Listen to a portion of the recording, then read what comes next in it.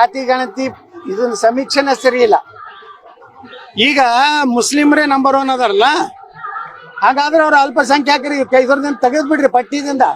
ಅವ್ರು ಬಹುಸಂಖ್ಯಾತರಾಗ್ಯಾರ. ಅಲ್ಪಸಂಖ್ಯಾತರು ಯಾರ್ಯಾರ? ದಲಿತರು. ದಲಿತರ ಇದು ರಾಜ್ಯದಲ್ಲಿ ನಂಬರ್ 1 ಅದಾರ.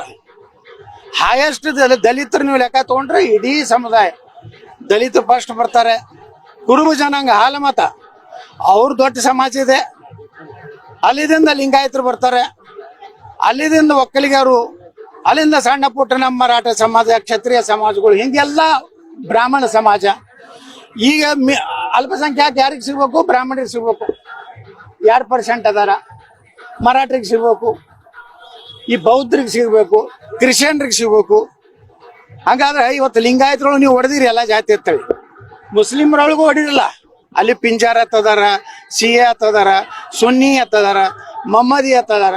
ಹಂಗೆ ಹೊಡೆದ್ರೆ ಅವ್ರದ್ದು ಕಡಿಮೆ ಆಗ್ತದೆ. ನೀವು ಅವ್ರನ್ನೆಲ್ಲ ಒಕ್ಕಟ್ಟು ಮಾಡಿ ಮುಸ್ಲಿಮ ತೋರಿಸಿರಿ, ನಮ್ಮನ್ನೆಲ್ಲ ಹೊಡೆದಿರಿ. ಅದಕ್ಕೆ ನಮ್ಮ ವಿರೋಧ ಇರೋದು ಇನ್ನೊಮ್ಮೆ ಸರ್ವೆ ಮಾಡಿ. ಜಾತಿ ಮ್ಯಾಗ ಹೊಡೆದಿರ ಅಂದ್ರೆ ಮುಸ್ಲಿಮರೊಳಗೆ ಜಾತಿ ಮ್ಯಾಗ ಹೊಡೀರಿ. ಹೊಡಿಲಿಲ್ಲ ನೀವು ಇದನ್ನೇ ಪ್ರಸ್ತುತ ಮಾಡ್ತೀನಿ ಅಂದ್ರೆ ಅವ್ರ ಅಲ್ಪಸಂಖ್ಯಾತ ಕ್ಯಾಟಗರಿ ತೆಗೆದು ಯಾರು 5% ಒಳಗೆ ಸಮುದಾಯ ಅದೋ ಅವ್ರಿಗೆಲ್ಲ ಅಲ್ಪಸಂಖ್ಯಾತ ಸೌಲಭ್ಯ ಕೊಡ್ರಿ. ಇವತ್ತು ನೋಡ್ರಿ, ಜೈನರು, ಬ್ರಾಹ್ಮಣರು ಇವೆಲ್ಲ ಸಣ್ಣ ಸಣ್ಣ ಕಮ್ಯುನಿಟಿ ಅದಾವ.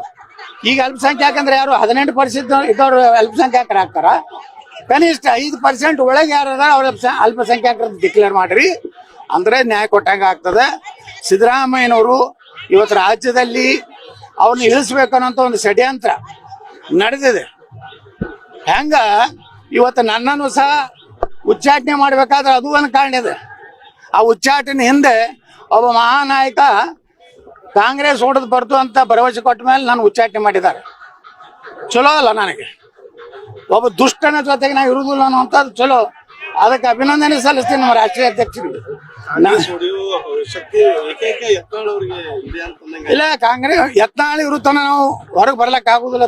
ಅವ ಕಟ್ಟಾರ ಹಿಂದೂ ಅದಾನೆ, ಅವ್ನು ಹೊರಗೆ ಹಾಕ್ತಾರೆ ಅಂದಾರ, ಅದಕ್ಕೆ ಹೊರಗೆ ಹಾಕ್ಯಾರ.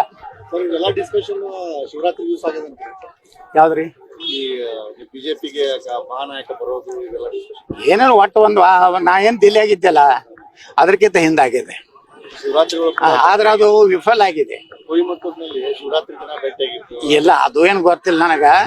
ಆದ್ರೆ ಒಟ್ಟ ಚರ್ಚೆ ದಿಲ್ಲಿ ಒಳಗಿದೆ.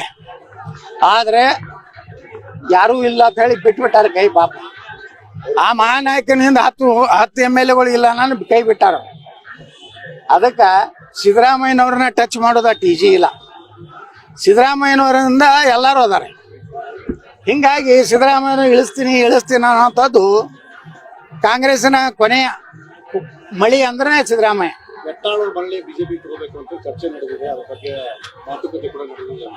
ಏನ್ ನಾ ಕೇಳಿಲ್ಲ, ನಾ ಒಟ್ಟೆ ಯಾರು ಸಂಪರ್ಕ ಹೋಗಿಲ್ಲ. ಬಿಜೆಪಿ ಯಾವ ನಾಯಕರ ಜೊತೆಗೂ ಸಂಪರ್ಕ ಹೋಗಿಲ್ಲ. ನಾ ಎಲ್ಲೂ ದೈನ್ಯ ನಾಯಕ ಕೈ ಮುಗಿದು ನಾನು ತಗೋರತ್ ಹೇಳಿಲ್ಲ. ಕಾಲ ಬರಲಿ, ನಾ ಇಡೀ ರಾಜ್ಯದಲ್ಲಿ ಹಿಂದೂ ಸಂಘಟನೆಯನ್ನು ಮಾಡ್ತೀನಿ. ಇವತ್ತೇನು ಹಿಂದೂ ಪರ ಸಂಘಟನೆ ಅದಾವ ರಾಜ್ಯದಾಗ, ಅವ್ರನ್ನೆಲ್ಲ ನಿನ್ನೆ ಹೋಗಿದ್ದೇವೆ. ಸುಮಾರು 7-8 ಸಾವಿರ ಜನ ಸೇರಿದ್ರು. ಅವರೆಲ್ಲ ಹಿಂದೂ ಕಾರ್ಯಕರ್ತರು ಗಟ್ಟಿಯಾಗಿ ಕೈ ಮೇಲೆ ಎತ್ತಿ ಪ್ರಮಾಣ ಮಾಡಿದ್ರು, ಇನ್ನು ಮ್ಯಾಗ ಹಿಂದೂ ಪರವಾಗಿದ್ದಂಥವ್ರನ್ನೇ MLA ಓಟ್ ಹಾಕ್ತೀವಿ. ಈ ರೀತಿ ಒಂದು ವಾತಾವರಣ ನಾವು ನಿರ್ಮಾಣ ಮಾಡ್ತಾ ಇದ್ದೀವಿ. ಮುಂದಿನ ದಿವಸನಲ್ಲಿ ನಾವು ರಾಜ್ಯದಲ್ಲಿ ಹಿಂದೂ ಪರವಾದಂತ ಯೋಗಿ ಆದಿತ್ಯನಾಥರು ಆಸಾಮನ ಹಿಮೆಯಿಂದ ಏನ್ ವಿಶ್ವಾಸ ಅದಾರ ಅವ್ರ ಮಾದರಿ ಸರ್ಕಾರ ಕೊಡ್ಲಿಕ್ಕೆ ನಾವು ಪ್ರಯತ್ನ ಮಾಡ್ತೀವಿ.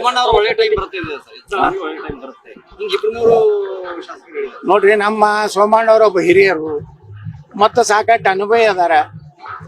ಅವ್ರಿಗೂ ಅವತ್ತ ನೀವೇ ರಾಜ್ಯಾಧ್ಯಕ್ಷರಾಗಿರುತ್ತೆ, ಅವ್ರಿಗೂ ಕೇಳ್ಯಾರ. ಅವ್ರು ಹೇಳ್ಯಾರ ನನಗೆ 84 ವರ್ಷ ನಾವು ಒಳ್ಳೆ ಅಂತ ಹೇಳ್ಯಾರ. ಹಿಂಗಾಗಿ ಪ್ರೀತಿಯಿಂದ ಪಕ್ಷಕ್ಕೆ ಒಳ್ಳೇದಾಗಲಿ ಅಂತ ಮಾತಾಡ್ಯಾರ. ಸೋಮಣ್ಣವ್ರು ಯಾವಾಗಲೂ ಗಟ್ಟಿಯಾಗಿ ಪಕ್ಷದ ಪರವಾಗಿ ಮಾತಾಡ್ತಿರ್ತಾರೆ. ಮತ್ತು ನಾನು ನಿನ್ನೆ ಅವ್ರಿಗೆ ವಿನಂತಿ ಮಾಡ್ಕೊಂಡಿದ್ದೀನಿ. ನಿನ್ನೆ ಫೋನ್ ಮಾಡಿದ್ದೆ, ಬಿಜಾಪುರಕ್ಕೊಂದು ವಂದೇ ಭಾರತ ಟ್ರೈನ್ ಕೊಡಬೇಕು, ನಮಗೆ ಸ್ಲೀಪಿಂಗ್ ಕೋಚು. ಮತ್ತು ಇಲ್ಲೇನು ನಮ್ಮ ಇದರಲ್ಲಿ ಕನಕದಾಸ್ ಬಡಾವಣೆ ಒಂದು ಅಂಡರ್ ಬ್ರಿಡ್ಜ್, ಇವು ಎರಡನ್ನ ಮನವಿ ಮಾಡಿದ್ದೀನಿ. ಇನ್ನೊಂದು ತಿಂಗಳಲ್ಲಿ ಹೊಸ ಕೋಚ್ ಬರ್ತಾವು. ಒಂದು ವಂದೇ ಭಾರತ ಬಿಜಾಪುರದಿಂದ ಬೆಂಗಳೂರು ಸ್ಲೀಪಿಂಗ್ ಕೋಚ್ ಕೊಡ್ತೀನಿ ಅಂತ ಹೇಳ್ಯಾರ. ಮತ್ತೇನು ಕನಕದಾಸ ಬಡಾವಣೆಯಲ್ಲಿ ಒಂದೇನು ಅಂಡರ್ ಬ್ರಿಡ್ಜ್ ಹಾಕ್ಬೇಕಾಗೈತಿ, ಅದನ್ನ ಎರಡೂ ಕೂಡಿ ಬಿಜಾಪುರಕ್ಕೆ ಬಂದು ಭೂಮಿ ಪೂಜೆ ಮಾಡಿ ಹೋಗ್ತೇನೆ ಅಂತ ಹೇಳ್ಯಾರ. ಅವರಿಗೆ ನಮ್ಮ ಪರವಾಗಿ ನಾ ಹೇಳುವುದಿಲ್ಲ, ಪಕ್ಷದ ಪರವಾಗಿ ಮಾತಾಡ್ಯಾರ. ಅವರಿಗೆ ನಾನು ಧನ್ಯವಾದ.